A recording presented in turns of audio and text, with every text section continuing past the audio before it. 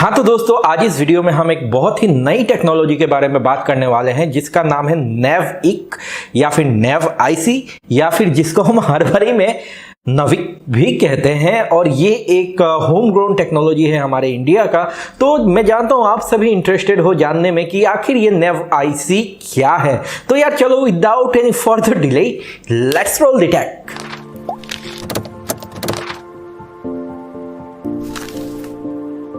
दोस्तों, तो अगर हम लोग नेव आईसी के बारे में बात करना चाहते हैं तो हम लोगों को सबसे पहले समझना पड़ेगा इसका फुल फॉर्म क्या है। तो नेव आईसी का फुल फॉर्म है navigation with Indian constellation. Constellation मतलब सैटेलाइट्स। अब यहाँ पे बेसिकली आप इसरो तो जानते ही हो, जो कि है इंडियन स्पेस रिसर्च ऑर्गेनाइजेशन, और उसने कुछ होम ग्रोन सैटेलाइट्स लॉन्च किए थे बेसिकली लोकेशन ट्रैकिंग के लिए, जो लोकेट कर सकते हैं आपको जीपीएस की तरह। और ये हमारे जो सैटेलाइट्स हैं ये हमारे रीजनल सैटेलाइट्स हैं। ये सैटेलाइट्स बस इंडिया के लिए काम करते हैं और उसके रेडियस में 1500 किलोमीटर्स, मतलब अगर आप इंडिया से बाहर 1500 किलोमीटर्स तक हो तो ये काम करते हैं। तो यहाँ पे जो नेविक है वो बेसिकली क्वालकॉम का एक पैटेंट है या क्वालकॉम का एक टेक्नोलॉजी है जिसमें इंडियन कॉन्स्टेलेशंस को यूज किया जाता है। अब यहाँ पे जो सैटेलाइट्स हैं जिसको इसरो ने लॉन्च किया है उसका नाम है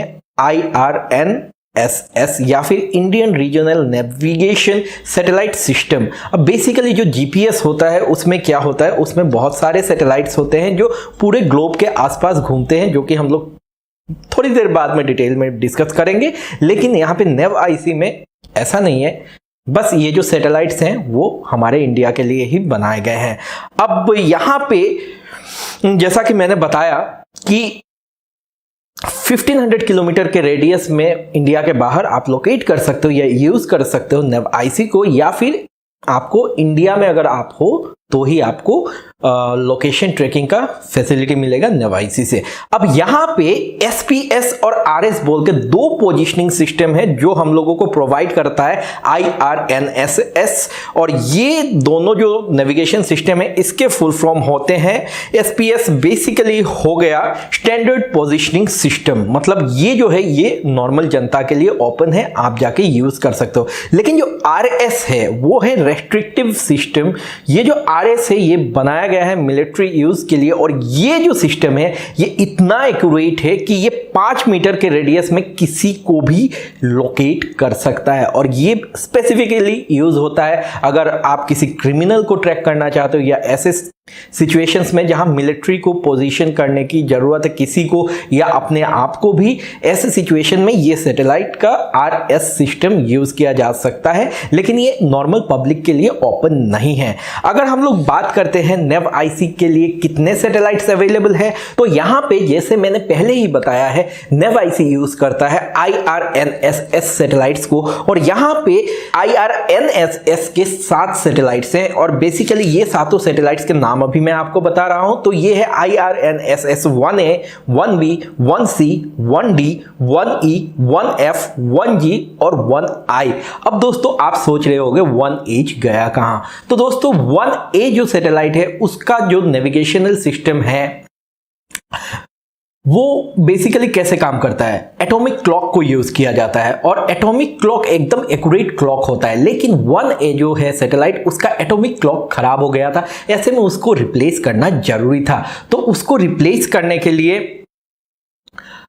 लॉन्च किया गया था 1H को, और 1H जो सैटेलाइट है वो पहुंचा ही नहीं क्योंकि वो फेल हो गया मिशन। उसके बाद जो गया 1I उसने जाके रिप्लेस किया 1A को। तो इस वजह से हम लोगों को इस लिस्ट में 1H देखने को नहीं मिला। तो दोस्तों अभी तो हम लोगों ने आसपास की अड़ोस पड़ोस की सारी बातें कर ली, लेकिन ऐसे में तो आपके अंदर एक क्वेश्चन आ ही रहा होगा कि क्या नेव आईसी जो है वो जीपीएस से या ग्लोनेस जो हम लोगों को जीपीएस पहले से मिलते आया जो ग्लोबली काम करता है उससे एक्यूरेट है या उससे बेकार है?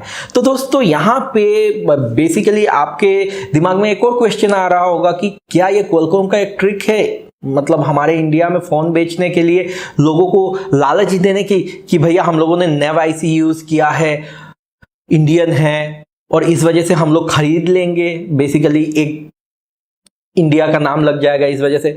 तो देखते हैं यहाँ पे क्या ये नेव आईसी जीपीएस से बेटर है या नहीं। तो दोस्तों जीपीएस जो है वो यूज करता है 24 सैटेलाइट्स को, और बेसिकली 24 सैटेलाइट्स को उसको चाहिए ही ऑपरेशनल होने के लिए। और यहाँ पे अभी फिलहाल 31 सैटेलाइट्स ऑर्बिट में है, ताकि अगर एक फेल हो जाता है, अगर मान लो 24 से एक फेल हो गया तो उसको रिप्लेस किया जा सके और ऐसे में पोजीशनिंग में प्रॉब्लम ना आए। और यहाँ पे बेसिकली जो जीपीएस है वो यूज करता है सिंगल फ्रीक्वेंसी बैंड्स को, और इसके वजह से हम लोगों को कुछ प्रॉब्लम्स होती हैं जो कि हम लोग थोड़ी देर बाद डिस्कस करेंगे। लेकिन पहले हम लोग पहुंचते हैं नेव आईसी कैसे काम करता है इस पे।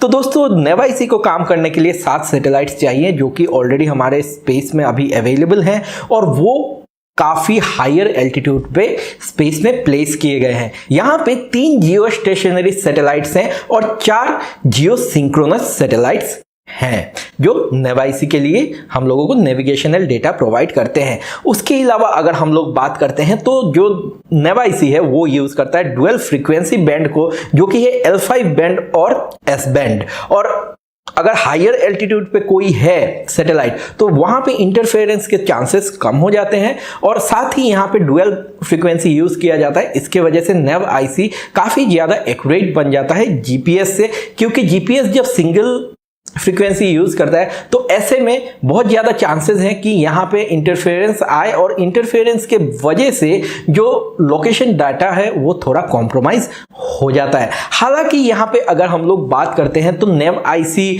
अपने स्टैंडर्ड पोजीशनिंग सिस्टम को यूज करते हुए 20 मीटर्स का ही एक्यूरेसी यूजर्स को प्रोवाइड करता है, और जीपीएस भी 20 मीटर्स का ही रेडियस या एक्यूरेसी प्रोवाइड करता है यूजर्स को। बात घूम फिर के एक ही हो जाती है, लेकिन पोजीशनिंग में आपको स्पीड थोड़ा ज्यादा देखने को मिलेगा अगर आप नेव आईसी के डिवाइसेस को यूज करते हो इंडिया में, क्योंकि यहाँ पे डुअल बैंड फ्रीक्वेंसी यूज किया जाता है। और साथ ही साथ ये जो सैटेलाइट्स हैं ये रीजनल सैटेलाइट्स हैं, ग्लोबल नहीं, आपको सिर्फ इंडिया में ही पोजीशन कर रहे हैं। तो सोच लो आप 24 सैटेलाइट पूरे वर्ल्ड के लिए या 7 सैटेलाइट इंडिया के लिए। तो इसके वजह से पोजीशनिंग काफी एक्यूरेट और काफी क्विक होता है। और साथ ही साथ अब हम लोग यहाँ पे बात कर लेते हैं अगर इसके अलावा क्या कर सकती हैं स्मार्टफोन कंपनीज या प्रोसेसर कंपनीज और ज्यादा एक्यूरेट बनाने के लिए। तो इसके अलावा smartphone companies cell phone data को यूज करते हुए आपको 20 मीटर्स की जगह 10 मीटर्स की एक्यूरेसी प्रोवाइड कर सकती हैं, जिससे आपको काफी एक्यूरेट लोकेशन मिल जाता है। ये जीपीएस के साथ भी होता है और नेव आईसी के साथ भी होता है, लेकिन नेव आईसी में आपको लोकेट बहुत जल्दी किया जा सकता है। अब दोस्तों यहाँ पे कुछ प्रोसेसर्स की हम लोग बात कर लेते हैं जो नेव आईसी एनेबल्ड है।